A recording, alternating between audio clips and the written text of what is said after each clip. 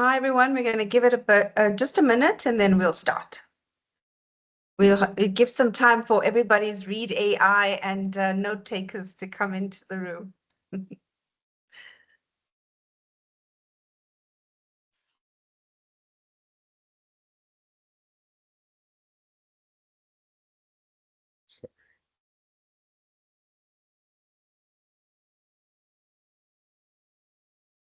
Do I be me? Say again.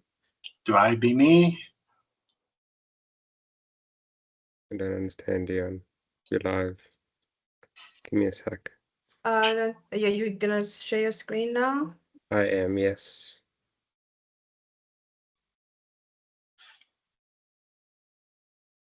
Right, it's 1:12. Let's get started.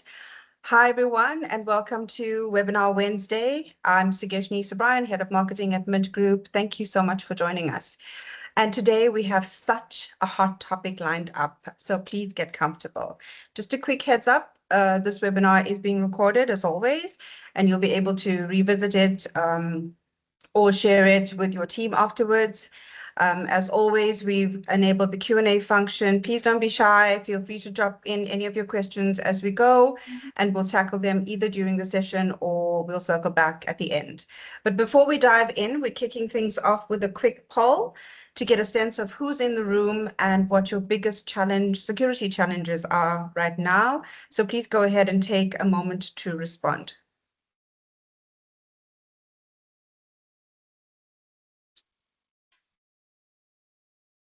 Right. While you're doing that, let's kick off. So let's be honest, cybercrime isn't slowing down. I'm not sure if you remember, but just a month ago, researchers uncovered a massive data breach involving over 16 billion login credentials, marking it the largest breach in history. The compromised data includes login credentials for major platforms that we're all on, Apple, Facebook, Google, and various government services. And what we know is that these attacks don't knock, they slip in quietly, they move fast, and they leave chaos in their wake. They don't pause for backups, they don't wait for patch cycles, and they definitely don't play fair. So if your security response only kicks in once the breach is already unfolding, that's not a strategy, that's a gamble. And today we're here to talk about how to move from reacting to anticipating with tools and practices that are built for the speed and sophistication of today's threats. Right, let's get into it. Joining us today are Mohammed Osman, head of our managed services business, and Dion Oosthuizen, our MSP technical lead. They both bring a wealth of experience and deep insight into helping organizations stay secure and future ready. Over to you, gentlemen. Thank you very much, Sugashni. We appreciate it. Welcome, everyone, and thank you for joining us for today's webinar. So as we're standing on the threshold of 2025, as Sugeshni mentioned, the digital landscape is transforming at a breathtaking pace. New technologies, shifting work patterns, increasing sophisticated attackers are redefining the rules of engagement for businesses everywhere. This session will take you through the most pressing cybersecurity challenges of the coming year, from the rapidly evolving threat landscape and the growing impact of cybercrime, to ways that managed security service providers are stepping up to help organizations stay protected. We'll explore how leading-edge Microsoft-powered defenses and advances in artificial intelligence are shaping the future of security, and we'll ground the discussion in real-world use case scenarios and a live demonstration. Whether you're a security professional, IT leader, or a business executive, this webinar is designed to equip you with practical insights and actionable strategies. And together, based on the agenda on the screen, we'll uncover not just the threats that await, but also the opportunities that build resilient, future-ready defenses. Let's dive in and set the stage for a safer, smarter year. So, the 2025 threat landscape, and I want to set the stage for today's discussion by looking ahead at the security threats we face in 2025. Cyber criminals are rapidly evolving. We're seeing dramatic increase in ransomware sophistication, not just encrypting of data, but threatening to leak sensitive information if ransoms aren't paid. Phishing attacks are now powered by AI, making malicious emails nearly indistinguishable from legitimate communications. Most of you would recall 4 or 5 years ago, when you got a phishing email, there were spelling errors and the likes. And in this day and age, using AI, those spelling errors are mostly, like I said, indistinguishable. So it makes our people and staff extremely they don't really look at the sensitivity around that and click the URLs because they would think that because of the spelling errors that it's a legitimate email. Cloud vulnerabilities are also on the rise as organizations shift from more workloads to multi-cloud environments. Now, according to recent studies, 83% of breaches involved external hackers, and the average cost of a data breach are into the millions of dollars. That's the reality of it. But the real cost goes beyond dollars and money. It's about loss of trust, regulatory penalties, and the interruption of mission-critical operations as well as reputational damage. Dion, so moving to the cloud, how has this affected traditional perimeter security? So Mo, traditional parameter security can no longer keep pace in a work from anywhere or cloud-first landscape. Attackers exploit weak points across endpoints, identities, and third-party integrations. The threat surface is growing, and so is the sophistication of the attacks. Let's look at some of these examples. For instance, ransomware as a service, or RAS for short, is a cutting-edge platform that hackers can use to get a jump start on infiltrations for your businesses.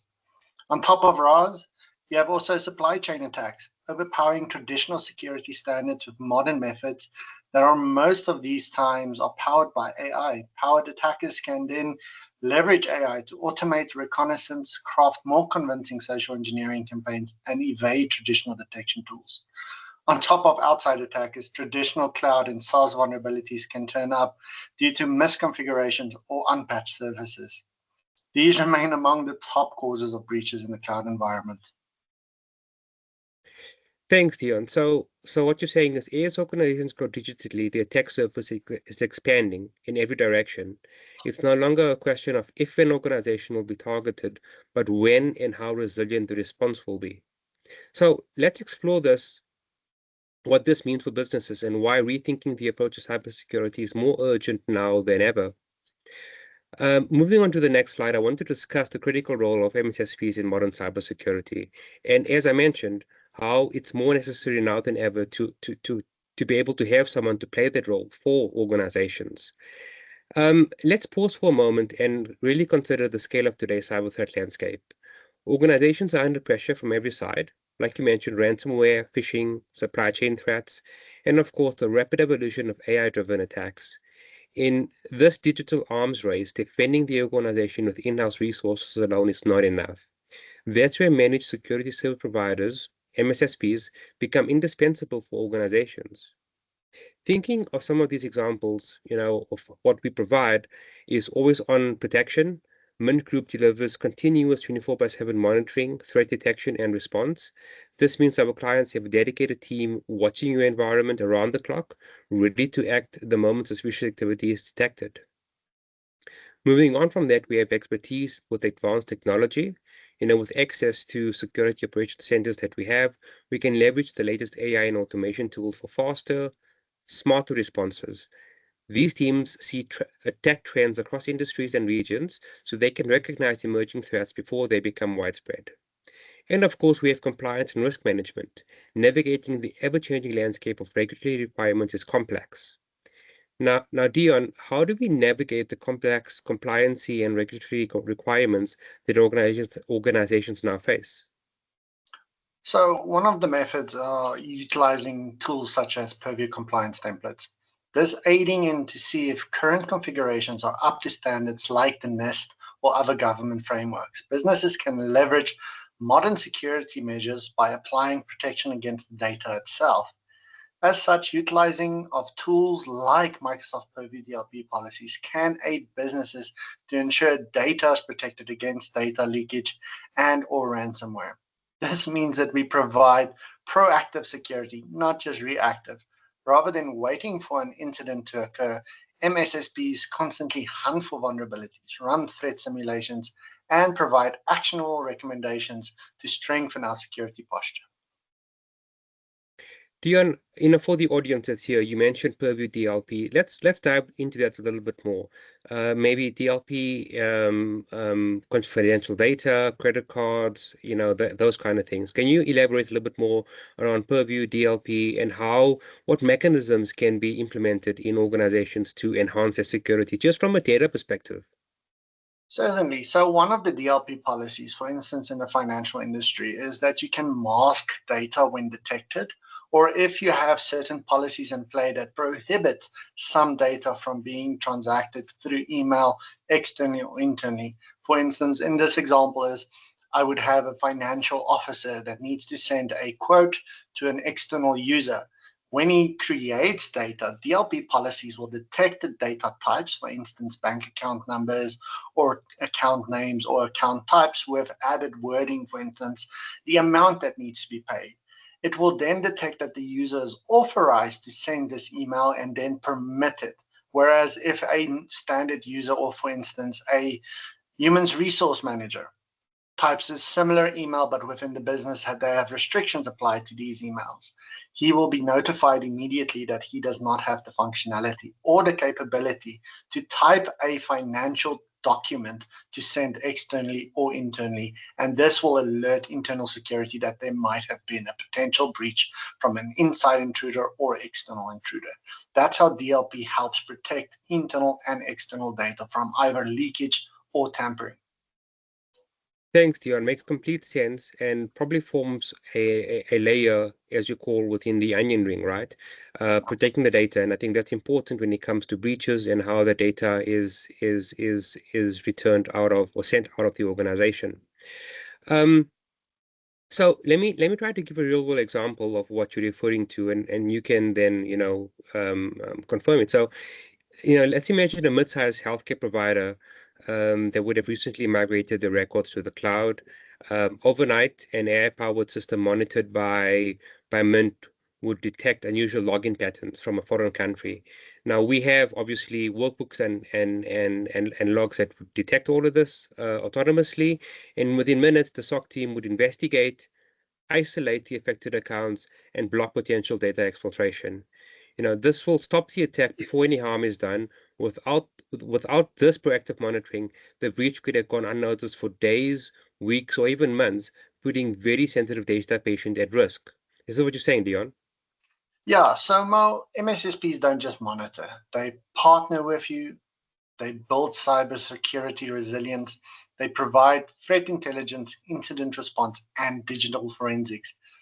Continuous improvement, that's the goal. The goal is less about surviving an attack and more about making your organization a hard target from the start. In summary, turning to an MSSP is about gaining peace of mind, leveraging global expertise such as being prepared for the threats for tomorrow, not just the threats for today. This should be on everyone's priority list. Thanks, Dion. Let's move on and explore how Microsoft's advanced security tools power this modern intelligence defense. So there's multiple components from Microsoft, and as I said, we're going to look at take a deeper dive into it. Microsoft Advanced Security ecosystem empowers organizations to stay ahead of today's cyber threats. I want to break down a few critical tools and illustrate how they work together to form a unified intelligence defense. Again, I'll come back to this onion ring layer that we always talk about, or I always talk about. First up is Microsoft Sentinel. For those on the call, Sentinel would be a unified security information and event management tool, or a SIEM solution, providing comprehensive visibility across your entire digital environment. This will be across multiple clouds, whether your data and workloads are in Azure, Amazon, Google, even on-prem. Sentinel aggregates, analyzes, and correlates the security data from all of these endpoints. This unified approach means you can spot suspicious activity and potential threats no matter where they originate, breaking down the silos and enabling faster and more effective incident responses. I agree 100%. Another tool is Defender XDR. This is Microsoft's integrated, extended detect and response platform. What makes Microsoft XDR stand out is the ability to automatically correlate signals from endpoints, identities, email, and cloud resources. This is just about isolated alerts. MXDR connects the dots and provides a holistic view of an attack, helping security teams quickly understand the full scope and take decisive actions quickly.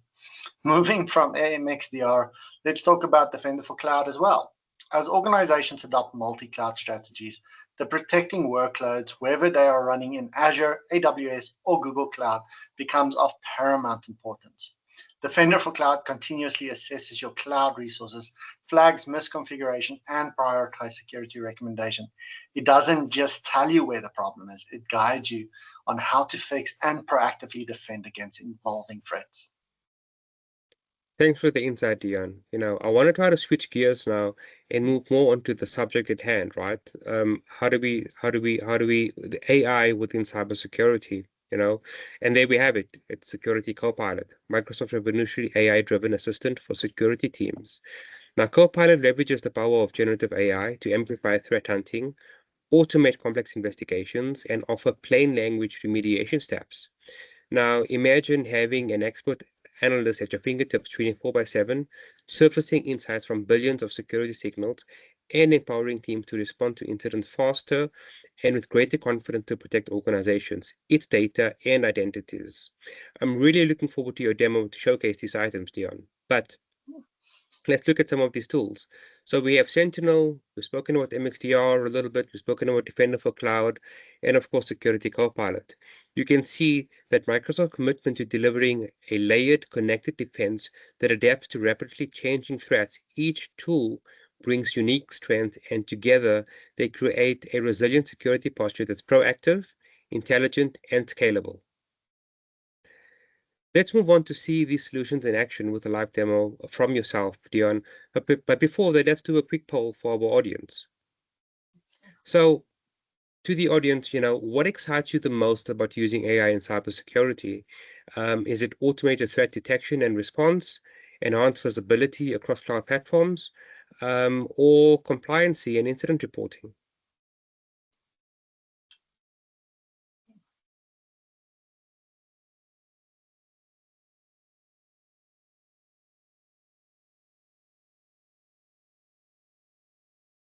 So while we are taking the poll, I'll just give a few minutes for Dion to prepare. We're going to do the live demo in terms of Security Copilot. Dion, whenever you're ready, you're welcome to take over the screen. Hey, 100%. Okay. Please let me know if you can see my screen. Yes. Great. So just for a pre-demo briefing, what we'll be handling today is 3 components. We'll be scanning an internal test tenant to see if we have a committed resource that's compromised.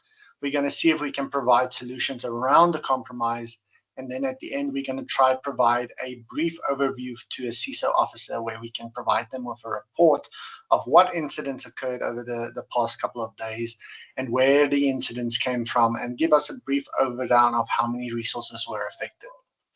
So to start off with our presentation, what I'm going to do is, within my environment, I woke up one morning and I needed to see if my environment has had a threat actor assigned against it, or if one of my colleagues brought in a threat actor within the environment. So what we want to do is, within common language, we just want to provide Microsoft Security Copilot just a directive. I want to see if there's any suspicious PowerShell scripts running within my environment. While we run the command prompt, it does take a few seconds to generate.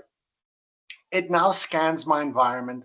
You can either provide a code for scanning, or you can ask the security component to look for any malicious code.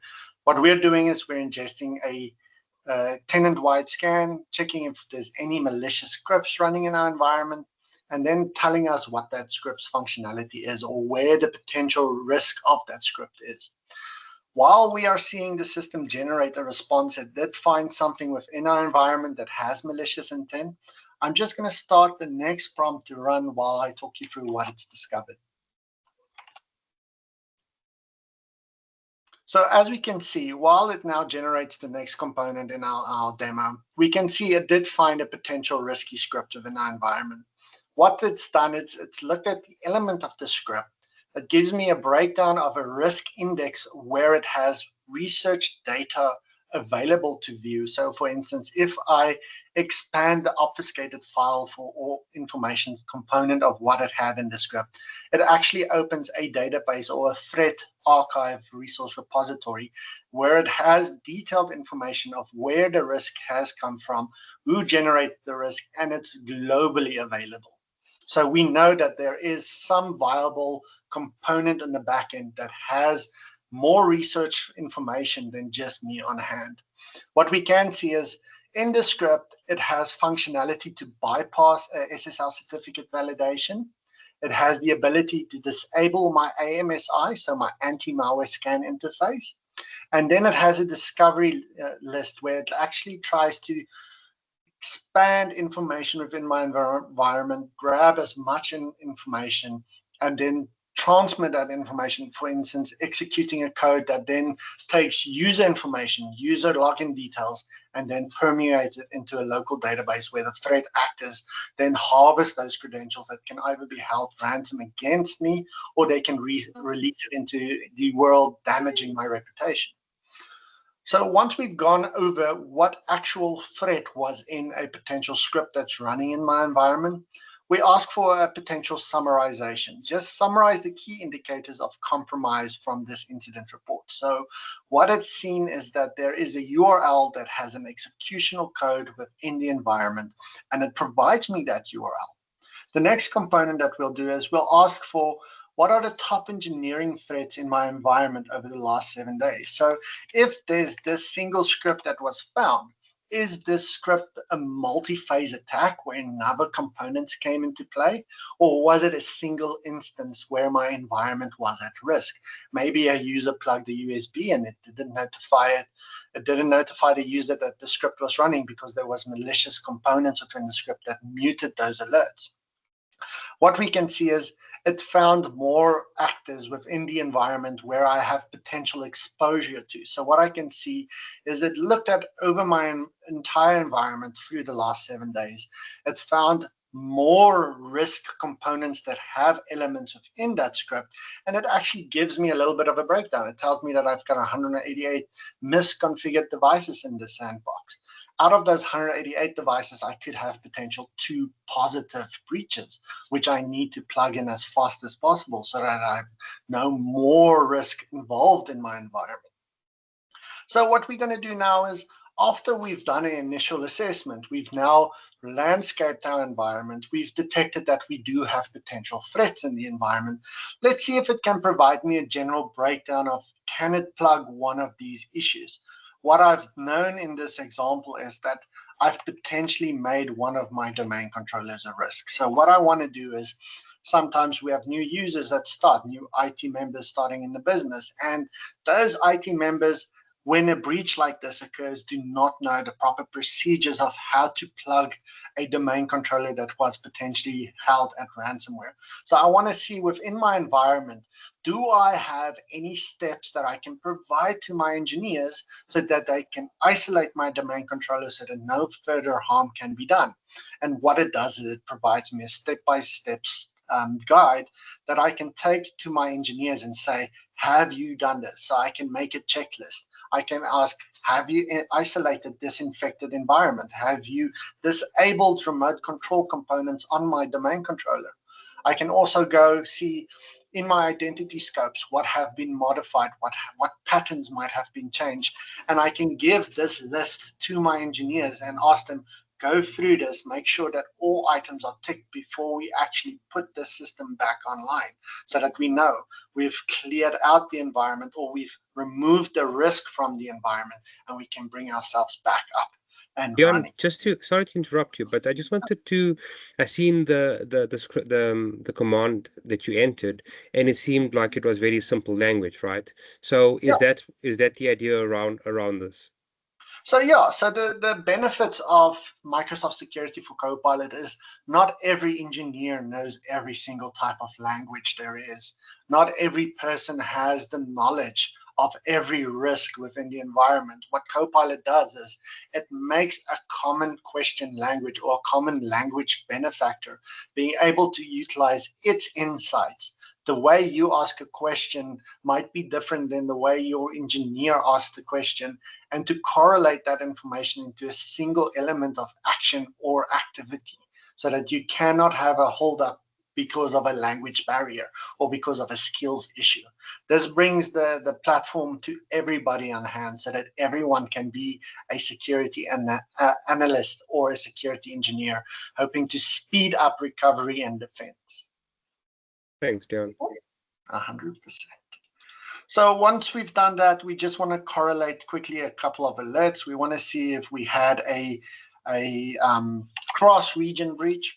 The way this also works is we can ask Copilot to provide us with KQL queries. So most of engineers will know that KQL is the security code index to run hunts within Defender for Microsoft. And what we want to do is, if you do not have understanding of how to formulate a query, you can ask Copilot, provide me with insight. What I've done is I've asked Copilot, provide me a determining factor if it's cross-region, cross-platform, or cross-capability. And it generated a KQL query for me that I can use within my Sentinel or within my Defender advanced hunting functions. So I can use the script. It gives me a breakdown of what the defined factors are so that I can understand what I'm asking within a code format, not just a common language format. So this is where it breaches that skill deficit that you might have. So once we have established it's within a single environment, it's not cross-border, or it's not expanded to my cloud environments, what I want to do now is I just want to assess my current security posture. So I want to see is, did this event compromise my security posture, or do I have a misconfiguration within my security posture so that we can determine, are we properly secured, or is there some elements in the security element that I can bring into play to make me better secured? While it's running the command, as you can see, this is a live demo within a sandbox. It is actively responding to my prompts. It's not just a predefined element. It actually scans a vast variety of elements within the Microsoft known archives. So it's a system that just doesn't just detect your local responses. It cross-references it within the Microsoft attack vectors. So what we can see is, within my environment, I do not have Sentinel configured. So what it would tell me is that my prompting might have a misindex of words. So if I change my common language a little bit, I can actually get a different response for the same type of element that I want. So I wanted to see what my cross-platform security posture looks like. Do I have any elements within my tenant that might have a misconfiguration?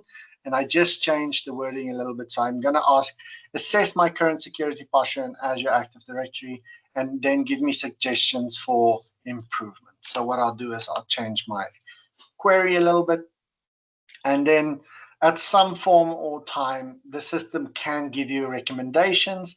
If the recommendations are already in play, it will tell you how to enhance that recommendations. For instance, sometimes it will tell you that not all your users have multi-factor authentication applied against their tenant, but then if you're following best practices and you have a break glass account that has some form of exemption against best practices, you can actually inform Copilot telling you, listen, this is a break glass account, exempt this from your recommendations and reassess for myself.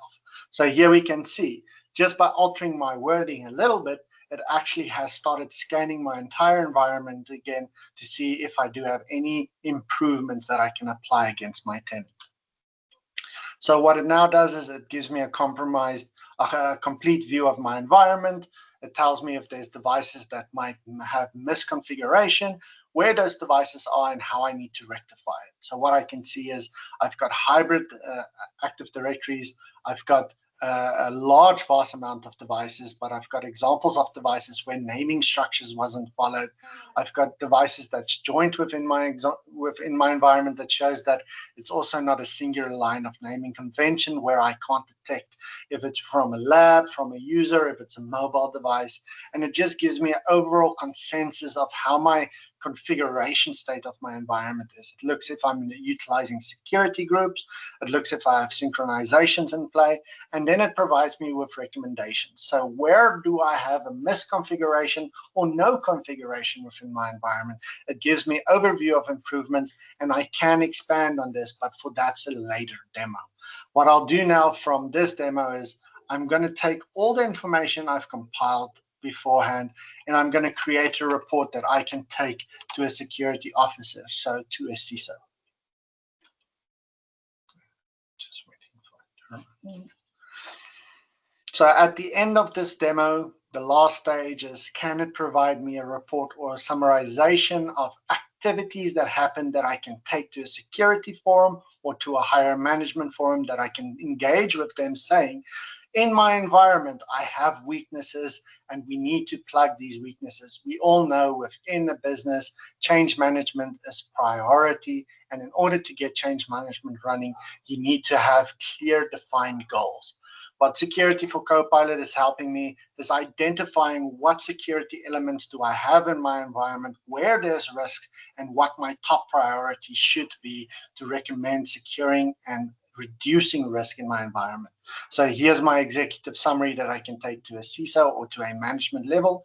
It gives me the past 30 days. I have 108 security incidents in the sandbox. And out of those 108 incidences, the top 5 or the top 4 incidences, it gives me the incident ID that I can take to my security reference. And then I can take those ID numbers and I go, was it a multi-stage attack? Was it a breach of a user? Was it a device that failed updates? And I can actually do engagement with my security team going, we need to enhance or secure these elements.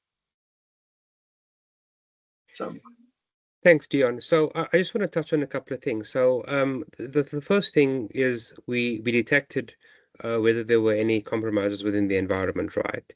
Then obviously we moved on to try to remediate that. And I think the most important one for management and leadership with any organization is they want to see what that looks like. So then you then created the Excel spreadsheet with a report or probably a Power BI report, and in terms of how that looked, what the compromises were over the last 30 days, and that was all done in a couple of minutes. While I'm taking over the screen again, please talk to me about, and to the audience about, traditionally, how long would that have taken? I think your demo, even though it focused on some elements, not all of it, if you had to do the same thing 10, 15 years ago, how long would it have taken you to do exactly what you did and to be able to provide a report to the leadership of the organization? 100%, Mo. So in traditional methods, in order to do what I've done in a couple of minutes, would take me half a day to a week, because what I've had to do is I had to assess my environment. I actually had a scan running on each and every device or element connected to my environment. And within those elements, I needed to see if something did run or not. In traditional methods, if you needed to do a cross-reference, you needed to actually go to each environment, each domain controller, detect in the logs if something did run, and if not, see if it was the exact same event across your environment. And depending on the size of the environment, that's what the time factor comes into play. What Copilot for Security does is it takes all your devices, all your telemetry, all your logs, and it actually does all of the components and scanning parallel to one another so that you have a faster, streamlined detection method. Thanks for the insight, Dion. I think it goes to show how technology has enabled organizations to become more resilient, taking the cumbersome away. So essentially making IT assist business, whereas in previous years, IT used to be seen as an expense. It's now being seen as an enabler, so to speak. I want to move on to the next slide. Thank you for the demo and putting that together. So real world use cases. And I think I forgot to add, it's great to see how simple language can be used to protect the organization rather than knowing exactly, what the PowerShell script needs to be or those kind of things. Moving on with the slide, discussing some of the real world examples and use cases for the complete layer, as I say, I want to highlight a few more critical areas where modern organizations simply can't afford to compromise. There are key pillars in a comprehensive security strategy, and they all play a vital role in keeping the digital environment resilient against threats. These are email protection, pen testing, digital forensics, zero trust implementations. And we're going to talk a little bit about them to see how this layer or this onion ring comes together. Dion, tell me a little bit more about email protection and penetration testing. So Mo, email protection remains the #1 attack vector for cybercriminals. Phishing, business email compromises, and malware-laden attachments are growing more sophisticated by the day. That's why advanced email protection solutions are essential. The latest tool combines real-time threat intelligence, deep learning, and user behavior analysis to identify and neutralize malicious messages before they ever hit your inbox. Imagine being able to block a phishing attack before anyone even clicks a link. This is the kind of proactive defense that makes a real difference. In fact, we are so confident in our offering, we will have your domain secured within 90 days with a guarantee. Saying that, we can also move to penetration testing. Let's talk a little bit about it. So regular, rigorous testing is the only way to uncover hidden vulnerabilities before attackers do. Think of it as hiring an ethical hacker to simulate real-world attacks against your system and applications. The findings from these tests don't just identify technical gaps, they provide actionable recommendations that help strengthen your security posture. It's not just about passing an audit, it's about continuous improvement and staying one step ahead. I want to interrupt you there before you move on. You just said about it's not passing an audit, right? Now, we all know financial services, there's various industries around there that needs to follow various frameworks to make sure that they do pass the audit, right? So we have POPIA, GDPR, ISO. How does this assist us in terms of passing those frameworks that organizations need to adhere to? So one such standard is the National Institute of Standard and Technology Framework, or NIST for short. This helps businesses adhere to a rule that users must follow to ensure all members in the business are secure and as such work within a single framework. If everybody has the same function and the same workload, it's easier to detect threats when they come into play. Thus, aligning all the users to work in the same fashion does help securing and reducing risk. So using the pen test, identifying the gaps, strengthening the security posture will assist an organization in expanding their framework and making sure that they are compliant. That's what we're saying. Yeah. So when you work all in a single framework, we know there's no deviation. For instance, if multiple users work in the same work format, you can have a single line of detection where you can see if something varies from that detection, you can then properly respond within a fast time frame. If everybody works in their own fashion, the landscape is too vast to have a rapid response. For instance, take an example. I work from one drive, you work from a local drive, another employee works from a cloud drive, and I need to give assurances to clients that all their data is secure. How can I provide that security if none of us works in a single fashion? Thanks for that insight, Dion. So moving on to digital forensics, let's suppose there's an incident that occurs. I think the important thing around DFO, digital forensics, and incident response is how do we ensure that we learn from it and prevent reoccurrence? And this is where digital forensics comes into play. Digital forensic teams can rapidly investigate breaches, trace the origins of attacks, and gather evidence for compliance and legal processes. But more than that, the intelligence gained feeds directly back into the security strategy, closing the gaps and improving response times for future incidences. I think that's extremely important for organizations in terms of how we are proactive, but how we get back to the customer and giving them what their gaps are in terms of that vector. Dion, moving on from there, tell me a little bit more about zero trust infrastructure and how the architecture works. So one of these frameworks that we keep talking about is the Zero Trust Network Framework, or the Zero Trust Framework. There's multiple different values within it. If you have to think, one such example is comprehensive security models and designed to protect the digital environment by assuming that no user, device, or system, inside or outside, is secure. If you utilize one of these frameworks, and we use the Zero Trust Network as an example, you should always trust anything and you should never trust anything and validate everything. So for instance, access requests must be verified and authentication and authorized before getting access. You want to minimize risk of breach. In short, no resource should have direct access with one another. Each resource needs to go through a security element like a firewall to ensure an attacker can't move easily across your digital landscape. Zero trust frameworks or zero network trust frameworks have multiple venues that ensure that these security elements come into play so that no attack vector can easily move through your environment.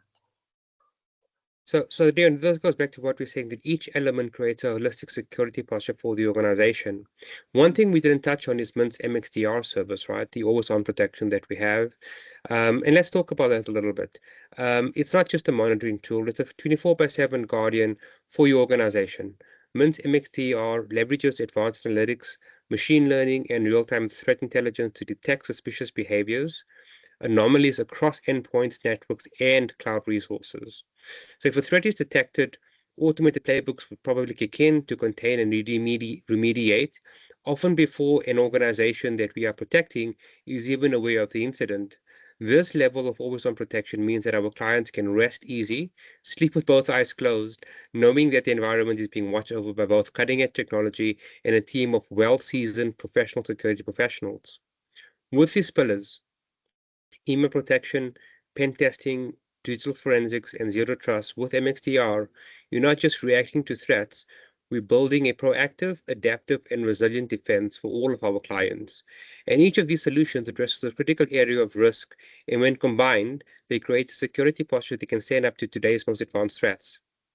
So let's transition to the business case for proactive security and see how these investments not only reduce risk, but drive innovation and trust across the organization. So I spoke about the trust and the value. So how do we bridge the proactive security and the business value? And let's take a step back and ask the fundamental question. Why invest heavily in the security strategies? What's the real tangible value to organizations beyond simply preventing the next breach? We all know security comes at a cost, but it's always seen as insurance. The answer lies in recognizing that security is no longer just a technical checkbox for passing an audit, as an example, or a reactive measure. It's becoming a fundamental pillar for business resilience, trust, and growth. And when you put proactive security controls in place, whether it's through digital forensics, zero trust, or an always-on MXDR service, you're not just protecting assets, you're empowering your people to innovate and collaborate with confidence. And here's why it matters for every business leader in the room. There's actually 4, which I'm going to discuss, but not go into thorough detail. And the first is the financial impact. Studies have shown that organizations that use MSSPs can reduce the average of cost of a data breach by over 30%. Now, that's not just theory, it's millions saved in potential fines, legal costs, lost revenue, and definitely reputational damage. The second is the speed of response. With 24/7 threat detection and automated response, you cut incident dwell time dramatically. This means less damage, quicker recovery, and less disruption to anyone's business operations. The third one is regulatory compliance. Now, strong security controls and thorough forensic capabilities make it far easier to meet evolving regulatory requirements, protecting your organization from costly penalties while building customer and partner confidence. And lastly, it's brand reputation. In today's digital economy, trust is the currency. Demonstrating a proactive, transparent security posture can set you apart from all competitors and open new doors to new markets and partnerships. So when partnering with any MSSP, possibly like Mint, you're not just outsourcing a technical function, you're gaining a strategic ally, one that helps you predict, prevent, and respond to threats while freeing up your internal teams to focus on what they do best, and that's driving your business forward. Yeah, so let me just interrupt you there. I just want to say this brings us to an important point. The world outside an organization isn't standing still. The global security threat landscape is evolving at an unprecedented pace. New risks from AI-driven attacks to supply chain vulnerabilities are emerging every year. To stay ahead, organizations need to move from reactive to anticipating, leveraging global expertise, intelligence, and innovation. Yeah, 100% right, Dion. I think that's spot on with what we're saying, and we can really make a real difference in securing these organizations. I want to move on and shift gears into why Mint Group, being cognizant of time, and so why Mint as an MSSP partner. Couple items to work through here, and I think the most important one for me is the global reach with local expertise. Mint Group operates across South Africa, the UK, and a few other countries with over 200 to 220 employees globally. This allows us to deliver services that are both globally informed and locally relevant, especially in regions like Africa where tailored compliance and infrastructure support is extremely critical. We also know that Africa is one of the hotspots for threats like ransomware, like breaches or attacks, and companies need to be cognizant about that. Mint has a security-first approach. Mint Group's MSSP offering is built around 24/7 threat monitoring, incident response, and compliance management. The SOCs that we have use real-time telemetry, threat intelligence, and machine learning to proactively defend against attacks. However, we also support advanced security services such as MXDR and EDR integration. We have surveillment. For those that are regular to our webinars, you would have seen surveillment, but if you haven't, it's tenant health and secure score reporting. Please reach out to the team regarding surveillment if you'd like to see a demo around that. And of course, we have DMARC compliance to avoid email impersonation. And I think that's one of the big takeaways from a lot of the companies, that DMARC is important. And it's really important because Yahoo, Google, and Microsoft have started implementing the requirement for DMARC across all their environments when operations send out numerous emails to clients, to partners, or even to internal stakeholders. Another important point about why Mint is we are not proactive. Sorry, we are not reactive, we are proactive. Clients consistently highlight Mint's ability to move beyond traditional MSP models, able to pivot and think outside of the box where traditional MSPs usually fall short. And of course, Mint has a client-centric culture. Mint's values, passion, integrity, quality, and obviously being people first are reflected in the service delivery we provide. Weekly syncs, transparent reporting, and SLA adherence are standard non-negotiables that we have. Our service desk is centralized and responsive with strict prioritization for internal teams and clients. But what is the real-world impact? I think Mint's MSSP services have been successfully deployed in sectors ranging from NGOs to education and finance with proven results. Proven results in reducing breach risks, enhancing compliance, streamlining IT operations, and of course, supporting internal teams doing what they do best with their backend services. Moving on, we have another quick poll. We are almost 12 minutes to 1. We have the last poll. What would you like to what would you like help with after today's webinar? Assessing if an MSSP is right for you, exploring Microsoft security solutions like Sentinel or Defender, and or just discussing your strategy in general with Mint Group experts. I'll give you guys a few seconds to answer this, and then we'll move on to the last slide or the last few slides.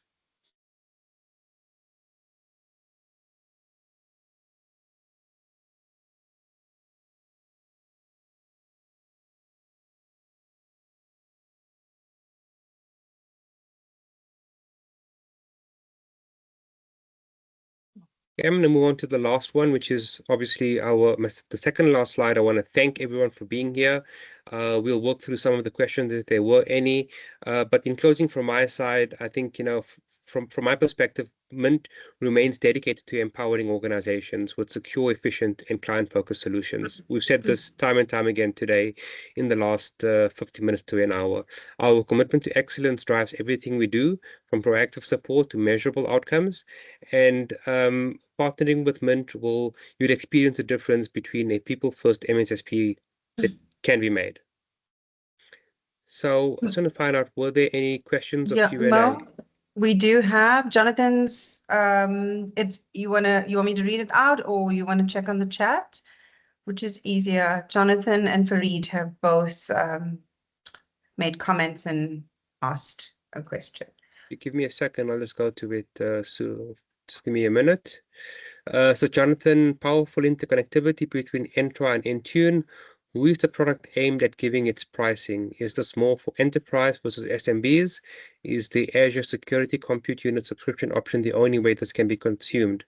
So I think, Jonathan, the best way to answer this is to understand the complexity of your environment. Obviously, enterprises, it's definitely the way to go because of the multiple or the multiverse that they have across the endpoints. But SMBs can certainly see value across some of the components that we have here, even if it's just from an MXDR perspective. In terms of Azure Security Compute Units, I'll give that over to Dion to answer in terms of what that will look like. Yeah, so to answer your question is the more functionality you have in your tenant, the better the compute unit can process through. For instance, Microsoft Security Copilot requires a compute unit on itself to function thoroughly. But when you deploy the compute unit, you'll see within that functionality, if you have certain licenses, it opens up other values. For instance, if you not have a full Intune suite deployed, the Security for Copilot will do its very best to provide you insight on device deployments, but without too much telemetry, it will try to give you the best possible resolution with a component that might be missing. So it will tell you your devices have a certain limit of risk, but it won't be able to tell you how deep that risk can go because that functionality will fall away. But it doesn't mean that you need all the components in play to have a functional system running. Thanks, Dion. Jonathan, I hope that answers your question. And I think also it comes down to what licensing you have in terms of where that ceiling is reached. If you have a follow-up question, you can please paste it in, and we'll gladly follow it up with an answer. Fareed, I'm going to just read your question. Are there any other software tools other than Microsoft available to assist with this? Do we use Microsoft primarily because it's so ubiquitous? Can we measure the Microsoft Copilot response against another AI response evaluation? Fareed, from our perspective, with the close integration we have with Microsoft, I'm sure there are other tools that may be able to do this. But we've seen the best results because of the tightly knit Microsoft suite it provides. So Defender for Cloud with Intune, with MXDR and Sentinel, how that all combines with Intersecurity Copilot, it actually pulls data by itself from these various elements. So the integration is far easier from an MS perspective because you're using one house to do all of it. You are able to measure the Copilot response probably down the line, not within Security Copilot, but probably outside of that. What those measurements could look like once other tools are implemented in your environment. That would be the only way to measure whether Copilot is more effective than any other one in that point of time. However, it's good to point out, as Dion mentioned, that Copilot looks at the newest vectors, which Dion can probably speak to and probably share his screen in terms of where it pulls the data from. There's a website that Copilot looks at what the new attack breaches are, and it can actually then target your environment to look and see if it can find any of that. Dion, I don't know if you have anything to add to that from a vector perspective. Yeah, so what I can also answer is compatibility. So you can go external, but the functionality that we are talking about is everything developed and deployed within the Microsoft footprint is designed to work hand in hand with one another. So there's no compatibility issues and there's no latency delays between the discussions, as the backend system was configured to have a direct line of communication with one another. If you do go to an external factor, you'll need to confirm that if the compatibility is there, if the log functionality is there, and if external communication is there. Because we're talking about a security element, a lot of the times these systems are pretty locked down. For instance, APIs that might be running in Copilot will not be available to a third-party factor because Microsoft has a very strict lockdown about what type of code can run in certain elements for certain environments. For instance, do you have a code on a device that enables a firewall on a local user? Sometimes you'll have a local governing component running there, but with Microsoft, everything is included. If you have Defender for Endpoint running, it's a back-end discussion with Copilot, so it can tell you the system is compatible, the API can run there. Where if you have an external factor coming in play, where it will say you cannot run this command code because the API is locked down and has limited functionality. Thanks for that, Dion. Farood, we hope we answered your question satisfactorily. Thank you. I don't see any questions, so can I move on to the last slide then? Yeah, there aren't any other questions. Great, thank you, gentlemen. And that brings us to the end of today's session, really well timed. So thank you so much for being a part of the conversation. We hope you're walking away with new insights and practical steps to strengthen your security posture and stay ahead of evolving threats. But we're not done yet. Next month, we're switching gears to something just as powerful, empowering your business with custom AI agents built in Microsoft Copilot Studio. So we'll show you how to go from using AI to owning it by designing your own AI Copilot that understands your workflows, boosts productivity, scales with your business. And just a sneak peek of what you can look forward to, the difference between generative AI versus agentic AI. That's some terms that are commonly used now and when to use it. A hands-on look at Copilot Studio and how to build your own AI agents, and then real-world day-in-the-life examples that actually bring this to life. So that's a wrap for today. Thank you so much for joining us, and we'll see you next time for more insights and innovation. Thanks all. Thank you, everyone. Have a great day further. Bye. Thank you.